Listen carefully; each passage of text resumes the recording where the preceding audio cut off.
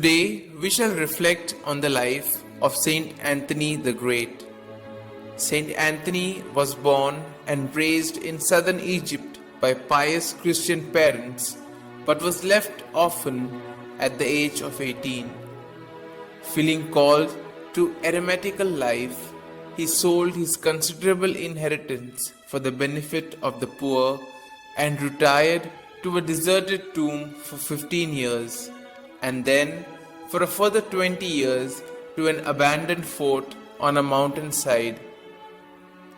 There he shut himself up, refusing to see anyone. The number of his disciples nevertheless increased continually. They settled themselves in nearby caves and huts, and at length, in the year 305, succeeded in persuading Anthony to become their spiritual guide. The saint emerged not at all emaciated as they had expected him to be after his rigorous fasts and vigils and a diet consisting solely of herbs, honey and dates, but they found him in full health and vigor.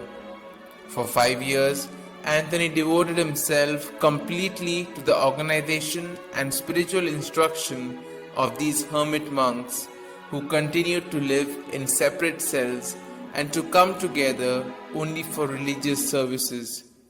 In this respect, they differed from the monks further south who, under the guidance of Saint Pachomius, lived a community life much as monks do today. In the year 311, Anthony went to the great city of Alexandria to encourage the faithful who were suffering grievously in the Maximian persecution.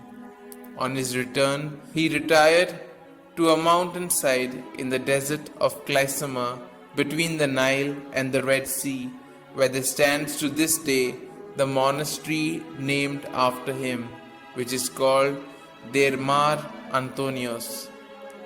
Here he spent the remaining 45 years of his life, advising and inspiring all who came to see him, and making frequent visits to his first foundation at Deir el Memoun. About the year 335, he is known to have gone once more to Alexandria and to have preached against the errors of Arians and Manichaeans. He died at the venerable old age of 105 and is revered as the patron of hospital workers, butchers, grave diggers, and brush and basket makers. His intercession is sought especially in cases of epilepsy, pestilence, and skin diseases.